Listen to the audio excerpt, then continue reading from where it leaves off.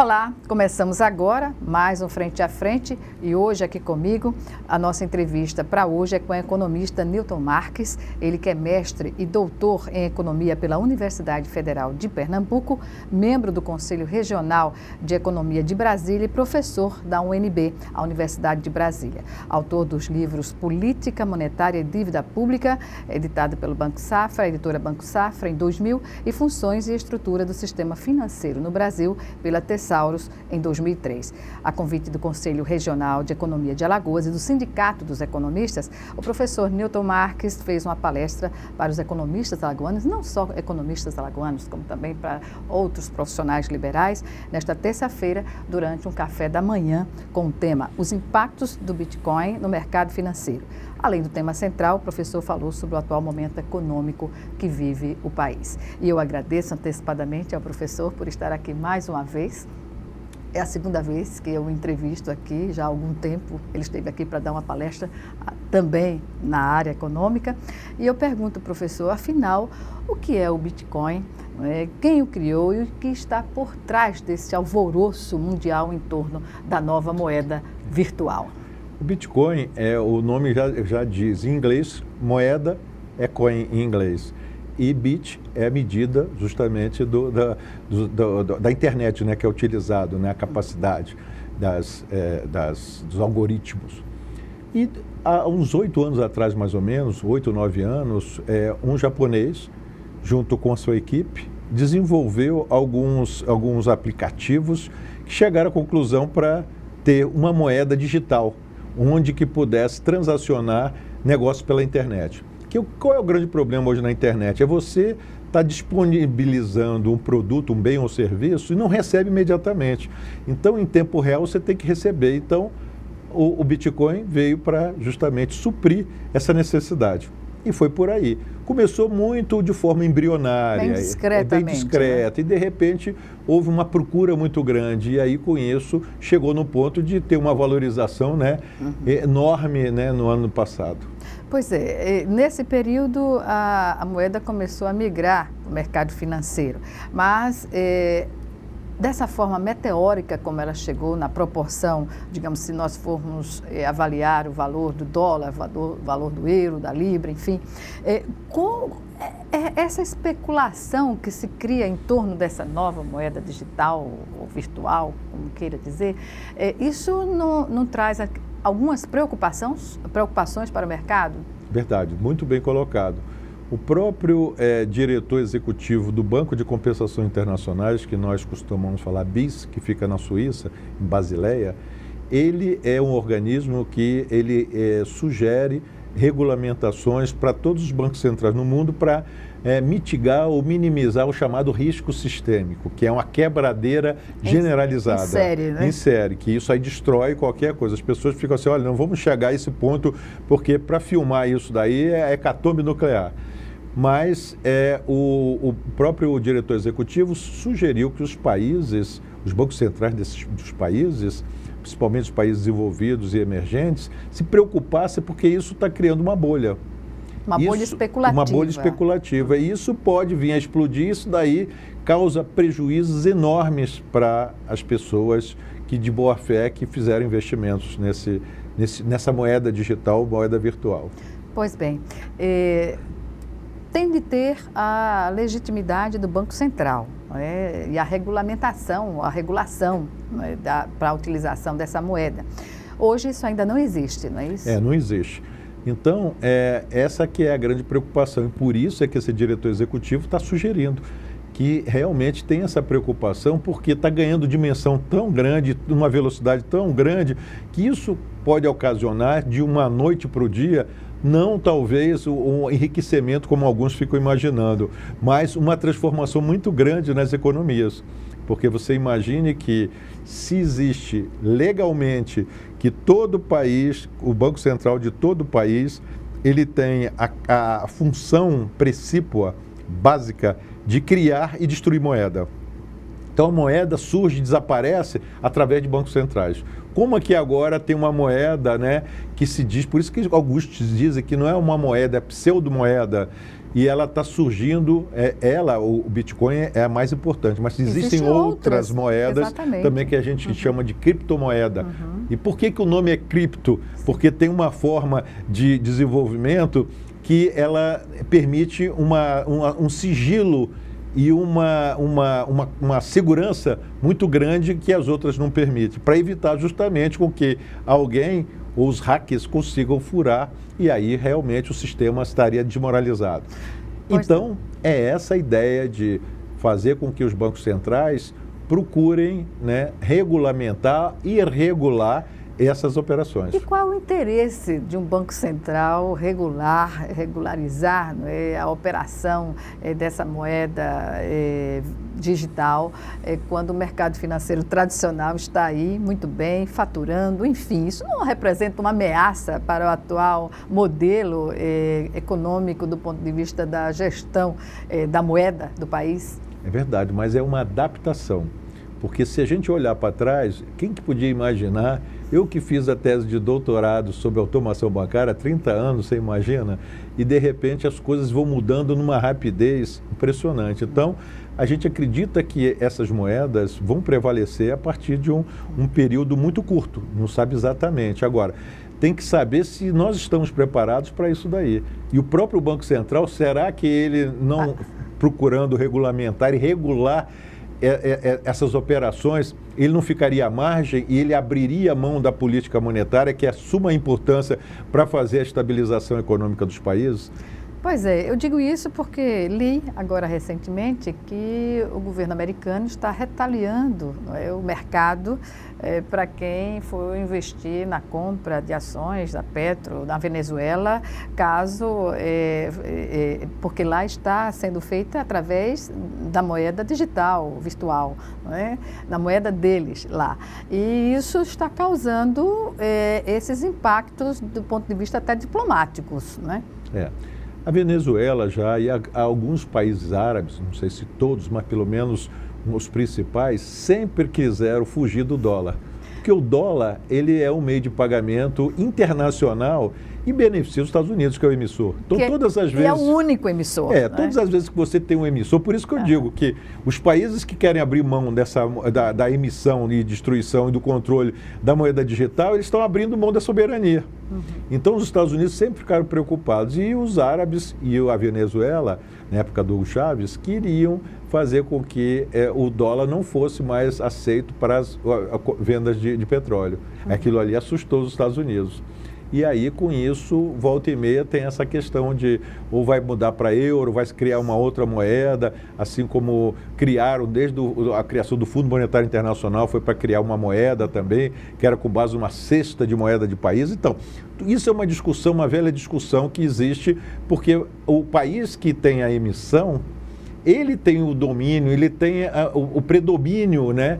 Ele tem hegemonia sobre a economia mundial. A partir do momento que ele perde, quem é que vai comandar? Quem vão ser os emissores do Bitcoin ou de moedas digitais? Não vai abrir mão dessa hegemonia. É claro, Professor, no final de 2017, um Bitcoin, se fosse fazer a relação, estaria valendo, digamos assim, mais de 18 mil dólares e 59 mil reais. Eu não sei agora, atualmente, como está essa relação, essa proporção, mas é claro que uma aplicação dessa numa economia virtual leva muitas pessoas a quererem também faturar. Todo mundo quer faturar, não é?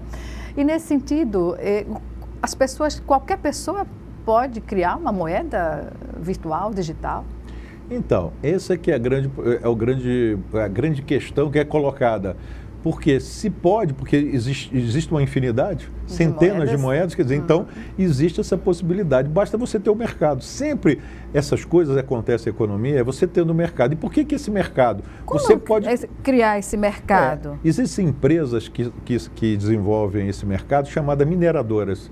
Então, o próprio nome vem de mineração, não é isso? Para você explorar alguma coisa, você não vai lá e faz a prospecção. E existem empresas que vão procurar. Então, eles vão procurar o mercado. Eles criam, abrem oportunidades. E isso daí, nós poderíamos aqui, por exemplo, um grupo, criar uma moeda. Só que isso daí não tem amparo legal. Se tiver algum prejuízo entre a gente, vai reclamar para quem? Entendeu? Então, é uma atividade que é que nem emprestar dinheiro que não seja com base naquelas instituições autorizadas a funcionar pelo Banco Central, que são fiscalizadas, ou que está tudo em lei. Então, existem coisas que a gente chama-se de mercado paralelo. Então, existem estudos para mostrar que, em vez do cachorro balançar o rabo, é o rabo que balança o cachorro. É uma situação inversa. Isso, então, isso é muito ruim. Então, existe uma facilidade, porque, tendo mercado, as pessoas passam a comprar. E como se constrói esse mercado? Um grupo de pessoas, um grupo de investidores pode criar a moeda? Pode, porque a partir do momento que ele consegue desenvolver códigos para criptografar essa moeda, né? Então, só eles é que sabem, então só eles é que operam. E se eles vendem e compram entre eles, é uma ação entre amigos. E você pode desenvolver isso aí. E isso daí que começou surgindo. Só que aí outros acharam interessante e falaram assim, opa, eu quero fazer negócio com Bitcoin, porque é seguro, porque é rápido. E aí, com isso, aumentar. Aí começa a aumentar a demanda. E não tem uma oferta compatível. E aí, com isso, o preço sobe. E qual é a lógica de valorização do Bitcoin? A lógica é porque existe um número de interessados muito maior do que o que é ofertado. Isso no âmbito das compras e das transações feitas na internet. Isso. Então, e essa moeda é só para fazer transações na internet. Você não compra um carro, se você quiser ir lá na loja do carro, ir no supermercado, pagar um táxi, entendeu? Pagar um tributo, por exemplo. E é o cabeleireiro falar assim, eu quero pagar com Bitcoin. Então, não tem sentido. Agora, para fazer transações pela internet, então, realmente... E você vê que essa sofisticação está sendo tão grande e uma preocupação que o Google e o Yahoo, que são duas empresas gigantes, estão proibindo propagandas dessas moedas nos seus sites. Estão proibindo. Por quê?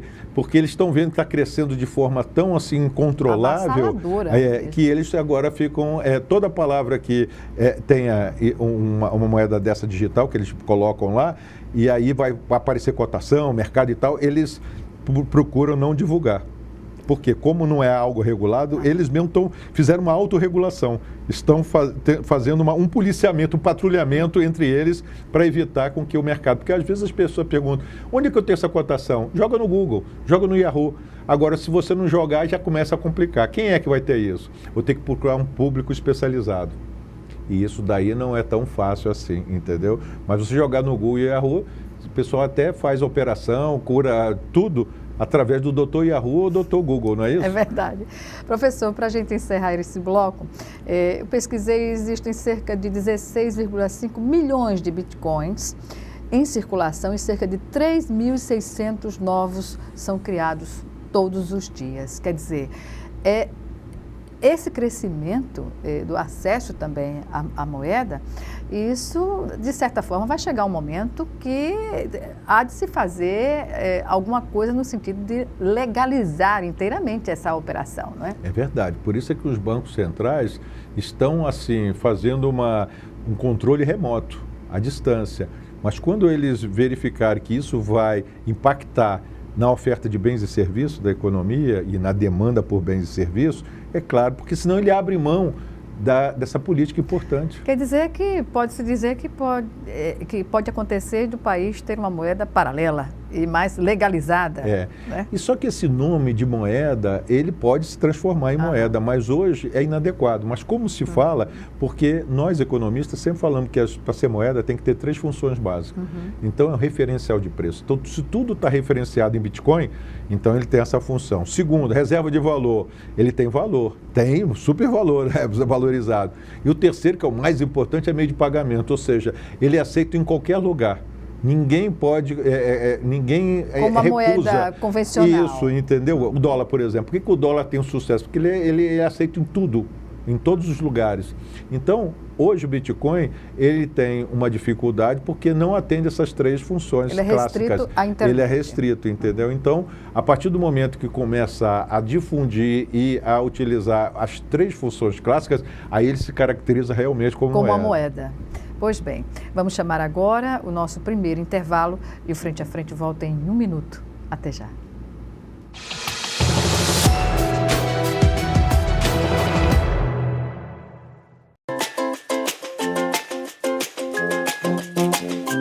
Você sabia que o Brasil é o campeão da lista de países que sofrem fraudes na internet, também conhecidas como phishing?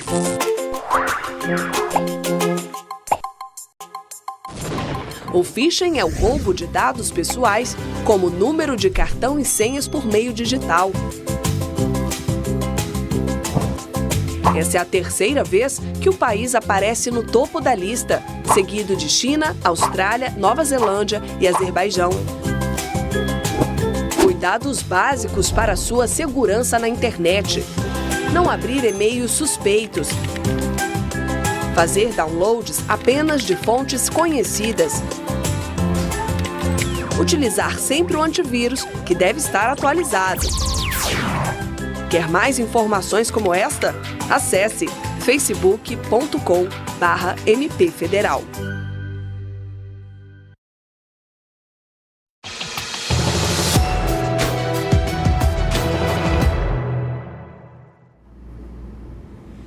Estamos de volta com o Frente a Frente, que hoje recebe o economista Newton Marques, ele que é mestre e doutor em Economia pela Universidade Federal de Pernambuco e membro do Conselho Regional de Economia de Brasília e professor da UNB. Ele está em Maceió, ele fez uma palestra para economistas aqui, como também para outros profissionais liberais sobre a nova moeda, podemos chamar assim, virtual, o Bitcoin e suas implicações no mercado financeiro. Professor, esta palestra, como eu disse, não teve a participação apenas de economistas, profissionais liberais de outras áreas também se fizeram presentes. Qual é a maior dúvida que se coloca no contato com potenciais investidores no Bitcoin? Primeira coisa, eles me perguntam, você aplica em Bitcoin? É seguro? Uhum. E se por acaso tiver algum problema, quem é que pode chegar e reclamar, ou mesmo aonde reclamar?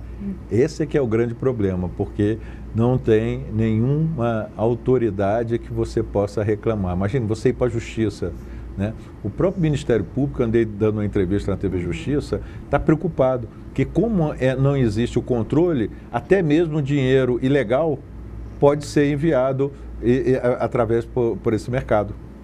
E isso daí não tem identificação. A Receita Federal agora já está aceitando você a declaração, você dizer que aplica em Bitcoin. Eu não sei se isso é uma isca para capturar essas pessoas, né? Certamente, porque nós falávamos até antes da entrevista como identificar a origem de dinheiro quando você faz uma operação dessa sem controle de Banco Central, de nenhuma outra instituição, não é? Fica meio perdido, salvaguardado na internet, sem se saber a movimentação, não é? E todas as vezes que você quer fazer ir para o mercado, a primeira coisa que se pergunta é o seguinte, tem transparência desse mercado? Porque você vai no mercado de carro, você sabe que tem uma cotação. Você vai no mercado de terreno, você sabe que tem uma cotação. Você vai no mercado da Feira Livre, você sabe que tem uma cotação. Tudo está transparente, tudo está claro. Agora, quando você pergunta quem é que tem essas cotações, só eles é que tem essas cotações. Está restrito a eles. Então, eles quem, cara pálida, como diz o pessoal, né? Não há registro de endereços, está todo mundo no anonimato. Isso. Não é verdade? Essas milhões de pessoas estão todas no anonimato. É claro. E aí, se tiver um problema, você vai fazer o quê? Então, essa aqui é a grande pergunta, ou uma das principais perguntas que é feita. E agora, a notícia de que o BNDES vai investir nessa área de bitcoins. O que dizer? Isso já começa a preocupar, porque se é uma empresa pública, e aí alguém vai falar, bom, se é empresa pública, é dinheiro do Tesouro, é nosso, né? Está sendo que vai investido. Passar para o anonimato. E aí como é que ele vai ser a chancela para algo que nós estamos chamando a atenção, que é preciso ter algum tipo de controle. Então nos preocupa isso. Pois é, algumas carteiras virtuais mantêm até endereços, né? Mas no caso do Bitcoin, dessa transação, o sigilo é por enquanto, absoluto, professor. E somente aqueles que detêm os seus códigos é que podem acessar. Tanto que o pessoal falou assim, olha, você deixa num lugar seguro, porque se for assaltado e eles descobrirem, você vai ter o roubo total, porque aí quem vai ter acesso é aquela pessoa que roubou. Então, você vê que fica restrito só a pessoa que detém, e se por acaso alguém acessar, e em algum lugar que ele anotou, vai ter também acesso. Então, isso, e aí, pronto, acabou. E quanto à operacionalidade, o sucesso, é infalível o sistema, professor, ou não? Olha, do ponto de vista da gente, é imaginar que as transações na internet têm caminhado, a tecnologia, então a gente vê que é a tendência, porque hoje em dia as transações pela internet são muito rápidas. E se nós pudermos voltar um pouco no tempo, o Banco Central desenvolveu o sistema de pagamentos brasileiro. Foi justamente para permitir com que o risco de crédito não ficasse na mão do Banco Central. Então, hoje nós temos um sistema que é feito basicamente em tempo real. Quando você faz um TED, é porque você é transferência eletrônica, né, disponível. É dinheiro que você tem na sua conta e manda direto para algum tipo de negócio, para uma outra instituição, comprar títulos. Então, a tendência é essa. Mas tem que ter uma regulamentação como o sistema de pagamentos teve. E o senhor, pela experiência, o senhor acredita que essa regulamentação deva acontecer, digamos, a médio prazo, ou os bancos vão retardar no que puderem? Os bancos centrais, né, que regulam justamente isso, vão empurrar com a barriga até enquanto puderem? Sempre existem aqueles que estão interessados em qualquer assunto. Então, se nós imaginarmos que os bancos são os principais interessados, eles provocam o Banco Central ou provocam o Congresso para regulamentar. Quer ver um exemplo? Administradora de cartão de crédito. O Banco Central nunca quis se meter nisso. Volta e meia o Congresso tenta regulamentar. Né? As chamadas empresas também de fomento comercial, que algumas dizem que empresas de fomento que é factoring. Aí uns dizem assim, mas a factoring é uma agiotagem disfarçada. Muita gente diz isso. Então criaram uma associação para dizer, olha, isso aqui é compra e venda de faturamentos. Assessoria, quer dizer que nos Estados Unidos é assim. É como lobby, né? Enquanto, se não regulamenta, é pior. Então, todas as vezes que você vê algum interesse, então se a FEBRABAN se interessar, ela vai procurar pressionar ou o Banco Central, pressionar o Congresso para que se regulamentasse. Caso não tenha interesse, vai ficar por isso mesmo. Mas atualmente o que se percebe é que os bancos estão à distância. Então, você não vê ninguém se metendo. Até colocando dúvidas para os investidores sobre possibilidade de fraude nessas negociações. E possa ser uma concorrência, entendeu? Quem sabe se esse elevado spread bancário é por aí o caminho. Né? Porque vai ter agora, está tendo uma reunião no Banco Central, do Copom, do Comitê de Política Monetária, para talvez reduzir ainda mais a taxa básica. Então, há uma sensação de que é preciso, vamos dizer assim, decifrar esse elevado spread bancário, que só no Brasil que existe isso. Entendeu? Ou seja, a diferença entre a taxa de empréstimo e a taxa de captação. Então, se a taxa de captação, que é a taxa Selic, ficar em 6,5%, por que tem que prestar 100% ao ano? Exatamente. Então, existem algumas coisas que precisam ser resolvidas. Tipo injustificáveis, não é? Claro, não tem. Isso aí já foi várias vezes, eu já fiz minha dissertação sobre mestrado, sobre concentração bancária, tem muitos estudiosos. É nocivo à economia. Professor, pois é, por falar em nocivo à economia, a gente percebe que o mercado financeiro, os bancos propriamente ditos, são os que ganham com ou sem inflação do Brasil, não é? Sempre estão ganhando. E com crise ou sem crise. Exatamente. Então, isso é verdade. Mas é que se aproveita porque quem tem dinheiro, em geral, em qualquer lugar, você imagina a sua casa, quem tem o dinheiro tem o poder. Então, o dinheiro é poderoso. Então, os bancos têm esse dinheiro. Mas a gente observa que bancos que deveriam ser... Os bancos estatais, que poderiam ter uma política diferenciada, agora estão concorrendo praticamente com os bancos privados, não é? Isso eu colocava na minha dissertação de mestrado. Sempre falava, por que os bancos, Banco do Brasil e Caixa Econômica, não quebram esse cartel? Mas é porque eles têm uma política, principalmente de empréstimo, que é para emprestar para determinados setores que os bancos não conseguem suprir. a crédito em tese, né? em tese, taxas favorecidas, não tem muitos critérios, tem um plano de cargo e salário melhor do que tem. Você pode ver que um funcionário do Banco do Brasil e da Caixa, ele tem muito melhor, vamos dizer assim, um apoio, né, um colchão de proteção muito maior do que tem nos bancos. Os bancos é alta rotatividade, né? Então, existem essas coisas e os custos encarecem, entendeu? E aí eles não podem praticar os spreads mais baixos como deveriam, que não estão, vamos dizer assim, não é da política deles, né, praticarem. Hoje, o que se observa é que os bancos estatais, né, os bancos que deveriam ter uma função social, como Caixa Econômica, por exemplo, obriga os seus gerentes a baterem metas compatíveis com o que se cobra nos bancos privados. E uma decadência, digamos assim, de equipamentos, de instalações, que a gente leva a questionar se não é uma estratégia para justificar a privatização no futuro, não é? Mas é porque tem uma questão de gestão.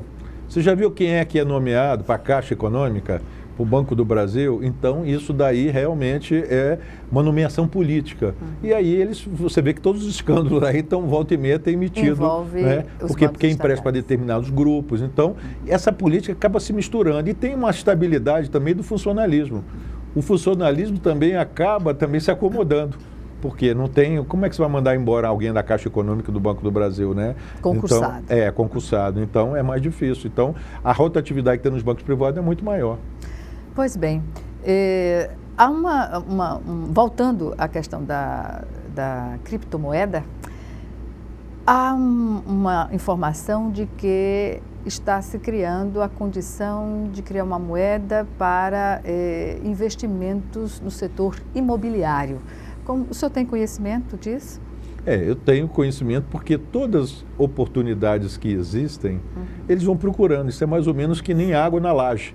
Às vezes, como é que essa água entrou aqui na laje? Eles vão procurando, né? A água procura um caminho. Um caminho para Então, todas as vezes que você tem algo que permite um livre acesso ou uma oportunidade de ganho, de captação imediata, eles vão procurar, entendeu? Né? Então, por isso é que é muito difícil. Eu que sou aposentado do Banco Central e trabalhei no setor de normas, a gente tem sempre dificuldade porque o setor público só pode fazer o que a lei autoriza. O setor privado pode fazer tudo que a lei não proíbe. Olha só. Então, é uma coisa que você, né? Se você não tem legislação, não tem regulamentação, ele vai procurar de tal forma que se beneficiar de alguma coisa. Mas o interessante é que, nesse caso, tudo indica, é um fundo Dynasty, se não me engano, ele tem um lastro de imóveis, de títulos de carteiras imobiliárias e mesmo ações de construtoras e incorporadoras. Ou seja, tem um lastro que não é virtual, é um lastro real, né? Pode ser que favoreça a criação da nova moeda em função dessas garantias também. É verdade, mas a própria CVM, que é a Comissão de Valores Mobiliários, que é o xerife do mercado de capitais, já proibiu fundos de investimento estar aplicando em bitcoins. Porque como não está regulamentado, então a função do órgão regulador como Banco Central para o mercado financeiro e a CVM para o mercado de capitais, assim como a SUSEP para o mercado de seguradoras e a Previc, né, para o mercado de previdência privada, fechada, é importante com que essas regulamentações atinjam o objetivo. Qual é? A proteção à economia popular. E evitar com que os incautos entrem, e esses daí que tem todo, vamos dizer assim, a inteligência, tem toda a expertise, acabem, né, só dizendo assim, ó, isso aqui, ganho é nosso, perda é dos outros. Você entendeu? Então, isso daí passa a ser uma preocupação a mais. E o acompanhamento sobre essas transações fica também difícil para quem está fazendo o investimento, não é, professor? Então, como é que você vai saber, por exemplo, quando as pessoas falam, por que houve uma valorização tão grande? É porque a demanda é muito grande. Tudo bem, eu explico pelo lado da demanda. E a oferta? Quem é que oferta? Como é que é ofertado? Qual é o critério disso? Está na mão de meia dúzia? Já me falaram várias vezes que existe um tempo limite que eles vão emitir, vão criar essas moedas. Mas aí já estão surgindo outras. Então, que limite é esse? Que moedas são essas? Há um tempo limite em função do quê? Qual seria a razão? É como se eles tivessem assim, olha, nós estamos limitando que o nosso período útil está estabelecido como se você mantivesse divulgasse um horizonte.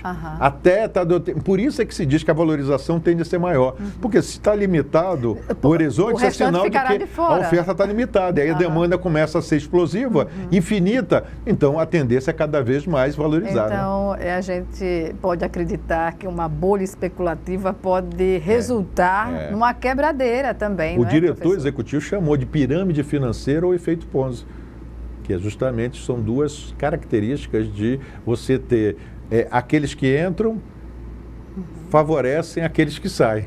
E quem é que sai? São aqueles mais espertos e mais rápidos para poder deixar. Que sai no tempo hábil de não perder o que investiu. Realizou o lucro dele, sai e os outros estão entrando. E aí você fala, em que momento é que aqueles que vão entrar que tem que sair?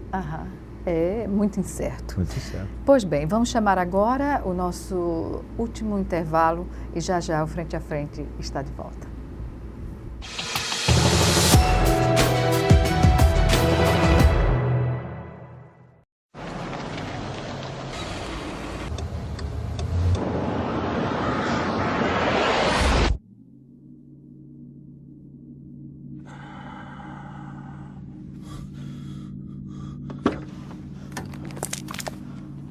Mate, oh, I'm so sorry. I thought there was time. He's just pulled out. I don't have time to stop. Well, come on, mate. It was a simple mistake. I know if I was going a bit slower.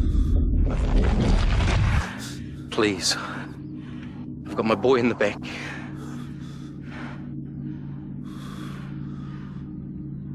I'm going too fast. I'm sorry.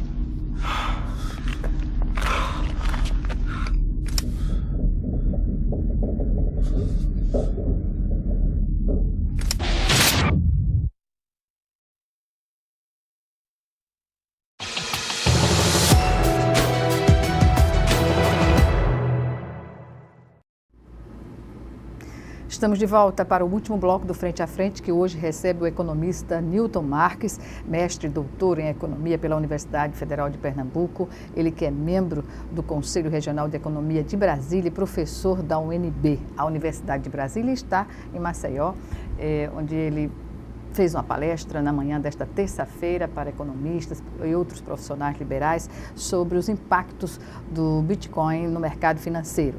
Além disso, o professor também tratou sobre o atual momento econômico brasileiro. E é sobre esse assunto que a gente conversa agora.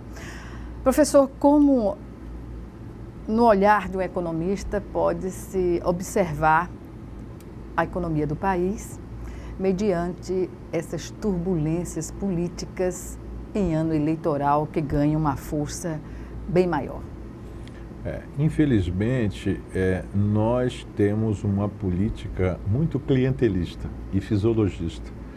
Então, quanto mais conservador é o parlamento, mais fisiologista, infelizmente, né? Parece que vão dizer, você é antiliberal. Quanto mais liberal, mais conservador. A gente deveria imaginar que deveria ser menos clientelista e menos fisiologista. Mas a gente vê que o Congresso está repetindo as coisas ruins que tiveram no passado. Então, isso que aconteceu, esse nosso Congresso, ele só defende interesses, infelizmente, deles, e não interesse realmente da sociedade. Ou como da a nação. gente. Isso. Então, se observarmos, não é porque eu estou falando por falar, mas se for observar todas as proposições, propostas e as decisões e as aprovações do Congresso, você vai ver que é nesse sentido que caminha contra, por exemplo, o governo. O governo queria cortar gastos, aí o Congresso vai e aprova medidas para aumentar os gastos. Na contramão. Sempre na contramão. Então, todas as medidas. E aí, todas as propostas que o governo enviava, não é só o governo atual, não, os governos anteriores, né? Isso sempre encontrou uma dificuldade com relação a essas medidas. Então, isso dificulta, porque o Congresso, o Executivo não tem uma autonomia de voo sem que o Congresso participe. ou fica governando por meio de medida provisória, né? Isso. Que é lamentável. Isso. Então, é essa situação. Bom, isso é um problema. O outro problema é que o executivo, né, por conta do impeachment da presidente Dilma, ele não conseguiu angariar, né, uma aprovação popular, porque também não adianta o executivo tiver melhores intenções, o inferno está cheio de gente de boas intenções, e a população, os agentes econômicos não endossarem, não adianta que não vai para frente. Então, o que eu quero dizer isso? Os empresários ficavam assim, de braços cruzados. Será que esse governo cai ou não cai? As denúncias que foram feitas... E que isso ainda daí, estão isso. sendo feitas. Então, né? isso tudo, e agora eu fico vendo que o presidente Temer, infelizmente, está pensando na reeleição. Quer dizer, então ele está querendo se perpetuar, então, lamentavelmente, a gente vê isso daí, entendeu? Então, tudo isso daí trabalha contra. Então, a economia, ela não só trabalha no fato e no boato também, ou seja, nas intenções. Então, quando o boato não quer dizer que seja um boato ruim, mas o boato é, olha, o governo vai começar a fazer os investimentos públicos necessários, vai fazer o PPP, a parceria público e privada, porque não consegue mais, vamos dizer assim, comandar as rodovias, os portos, as ferrovias, que é tudo isso daí, a energia elétrica, isso tudo depende para aumentar a capacidade produtiva da economia. E as escolhas equivocadas, não só desse governo, como dos anteriores, a gente vê um Brasil continental com a malha ferroviária decadente, sem investimentos, fazendo a opção pela rodovia, onde há mais condições de, digamos assim, de se ganhar mais, né? Então você hoje tem alguns pontos fundamentais. Reforma tributária. Sim. Não pode se imaginar que nós vamos exportar impostos, entendeu? Nós não vamos ser competitivos dessa forma. Também nós temos que resolver o problema da desigualdade entre Norte e Nordeste e Sul e Sudeste. Essa questão de você vender um produto que é produzido no Sul, chegar aqui no Norte e Nordeste cumulativamente. Entendeu? Nós temos que resolver várias coisas. E tem a questão também do imposto sobre consumo, imposto sobre a renda. O imposto sobre consumo, ele é regressivo. Ele acaba penalizando os mais pobres. E isso daí tem que penalizar, vamos dizer assim, apesar de que o nome não é muito adequado, mas penalizar os mais ricos. E rico aqui no país não paga imposto, ainda se aproveita do dinheiro público. Pois é. Diante dessa situação, o senhor falou bem em relação às desigualdades que continuam se aprofundando no país, não é? E o que é o termômetro que nós podemos ter em relação à economia ser pautada pela conjuntura política do país. Isso vai continuar, é inevitável, não é, professor? Ainda mais ano de eleição. E aí o que o governo faz? Vai ter que fazer concessões. Muitos do governo, membros do governo, estão todos sendo investigados. Quer dizer, então, é lamentável que a gente veja um governo todo comprometido do ponto de vista com, pelo menos, suspeitas, a gente não pode acusar, né, de atividades ilegais. Suspeitas muito evidentes, É claro, né? então, como nós temos uma justiça omissa, infelizmente, morosa, e que também não toma nenhum tipo de atitude, eles vão apostando com a procrastinação, né? Então, isso daí também é muito ruim. Então, fica difícil para os investidores estrangeiros verem um país cada vez mais se deteriorando e para os próprios investidores aqui. E como a nossa dívida pública tem crescido de forma progressão geométrica, isso, como é que nós vamos atender isso? Porque alguém vai saber se em algum momento lá na frente as pessoas que estão financiando a dívida pública vão receber papel, não vão receber dinheiro. E aí, com isso, a tendência é cada vez a taxa de juros subir mais. Professor, qual é a sua visão sobre essa questão de condicionar as medidas mais, digamos assim, no campo tributário, mais penosas para o contribuinte, quando se coloca que o arroz tem que ser feito, as reformas que estão colocadas têm de ser feitas para atender aos investidores internacionais, para ter um mínimo de garantia no que vai ser investido aqui. E o que dizer dos países desenvolvidos, onde a taxa de inflação é negativa e os investimentos continuam? Porque quando você tem a chamada segurança jurídica, entendeu? Você tem, você pode imaginar que daqui a 5 anos lá nesses países vai ter um pouca alteração. Aqui nesse país você não sabe quem é que vem com o presidente da República. É uma incógnita. É uma incógnita. Então, isso daí já traz algum tipo de desconforto. Então, com isso, nós vamos perder esse ano todinho de investimento, de alteração do plano de negócio para esperar o que quem vai vir como presidente. Né? Mas o senhor acredita que a reforma da Previdência, como foi colocada, como o condicionante para resolver os problemas do país, corresponde à realidade? Não é verdade. O governo fez uma provocação para a sociedade para dizer que a reforma da Previdência... Primeiro que a reforma da Previdência não é solução para curto prazo, é médio e longo prazo. Ninguém tem dúvida de que eu aposentei com 59 anos, entendeu? E muita gente teve algum tipo de aposentadoria precoce e a vida útil nossa é muito maior, né? Então, o que acontece? Isso tem que ser revisto.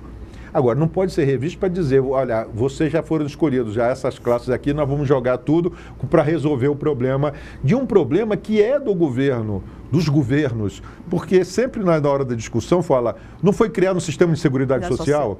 Seguridade social envolve o quê? Previdência, saúde e assistência social. E os impostos não foram com função disso? E como é que ao longo do tempo o governo foi esvaziando isso daí, foi criando cada vez mais encargos, que a previdência rural é importante? Mas o governo fez, essa é a seguridade social que tem que resolver. Empregada doméstica não tem que pagar, o micro e pequeno empreendedor, um monte de coisa, e os devedores da previdência que não foi atrás, né, 300 bilhões de reais. E por que o governo criou a DRU? Desvinculação da Receita da União. Quer dizer, a parte para justamente dar uma rasteira nos Estados Unidos. Quer dizer, então tem um monte de coisa que não foi bem discutido e aí você quer resolver um problema de fluxo de caixa. Ninguém tem dúvida. Se olhar, entrou na Previdência 100 e saiu 150 ou 250, 300, 500, é claro que a saída é maior do que a entrada. Tem déficit. Mas só que o déficit não era por aí. Quando foi aprovada a Constituição de 88... para penalizar as pessoas. Então, isso tem que ser colocado para discussão, não é iludir as pessoas. Reforma trabalhista foi feita também de forma atabalhoada para resolver o problema de que os empresários reclamaram. O custo do trabalho está muito elevado. Não, aliás, o custo do trabalho não. O custo de produção está muito elevado. Os impostos estão com peso. O imposto eu não posso mexer. Então, o que você oferece? Vamos reduzir o custo do trabalho. E aí foi isso que foi feito. Mas essa cultura do imposto por imposto e sobre impostos e bitributação que se faz no Brasil, isso é algo que podia ser resolvido, professor, facilmente pelo governo? Não, facilmente não é, porque quem poderia fazer isso facilmente foi Fernando Henrique Cardoso. E não o fez. Porque ele tinha medida provisória na mão e tinha a bancada e era paulista. Porque o problema que eu vejo todinho é o São Paulo. São Paulo é o principal, porque é o que produz, é o Brasil que produz, mas é São Paulo. Então, se esse negócio vai ser taxado, vai criar o IVA, Imposto sobre Valor Agregado, vai ser taxado na origem e no destino, eles querem na origem, não querem no destino, entendeu? Então fica essa discussão toda. Então, obviamente que ele teve essa chance e tinha um Congresso à disposição dele, porque o Plano Real foi um sucesso e não aproveitou. Então, vai ser difícil você resolver esse problema, desde que você consiga ter a aprovação do Congresso e que não fique o peso tão grande de São Paulo, porque senão não vai se resolver isso, infelizmente. E também os representantes da classe mais rica que vai para o Congresso. Como é que você vai botar o guiso no pescoço do gato? Impossível. Professor, pois bem, o senhor falou, a elite econômica, taxar as grandes fortunas no Brasil é um desafio quase inglório, né? E, curiosamente, vou dizer, tragicomicamente, quem se beneficiou de grandes heranças, grandes fortunas, foram aqueles que pegaram dinheiro público. Se você for ver as grandes fortunas, foi dinheiro da Sudene, dinheiro da Sudam e fora por aí, dinheiro do Banco do Brasil, dinheiro da Caixa, entendeu? Isenção tributária. A gente diz aqueles grandes as pragas do elisão fiscal, evasão fiscal e sonegação fiscal, tá certo? Então, quem que se beneficiou? As grandes fortunas em geral, não vou dizer todos. Né? As novas medidas da Receita Federal para o imposto de renda que o Leão vai atacar este ano, o senhor acha que vão dar uma contribuição para a identificação melhor do dinheiro, do recurso? Sempre a ideia é essa, mas como o inferno está cheio de gente de boa intenção, a gente vai ver que, infelizmente, as coisas às vezes não acontecem. Sempre tem alguma coisa, né, que a gente fala assim, isso só vai ser resolvido quando o Sargento Garcia prender o Zorro. Outra condição, digamos assim, que fica no plano só da fantasia, né? Da história. Então, infelizmente, se a gente for acompanhar a evolução política, social e econômica do nosso país, você vai ver quantos benefícios que tiveram aqueles que detêm o poder. Na verdade, o que acontece hoje é que a classe média que paga, de fato, o pato, que paga o pato, ela está ali ou no meio da pirâmide. Ou ela tem que ceder para a classe pobre, ou então a classe rica toma dela, pois entendeu? Ou então ela paga o imposto que a classe rica paga. Ela está no meio da pirâmide e absorve tudo. Naquela briga entre o mar e o rochedo, quem sofre? O marisco. O marisco. Pois bem, eu agradeço. Infelizmente, chegamos ao fim da nossa entrevista. Algumas considerações, professor?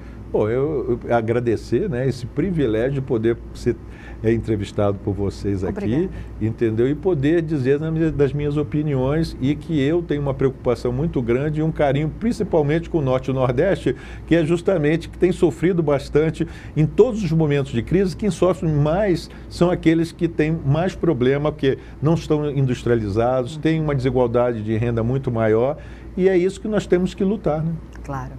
Eu agradeço, então, e até uma próxima oportunidade. Obrigado. Obrigada a você também que nos assistiu, e até o nosso próximo programa aqui, Frente a Frente, também com você.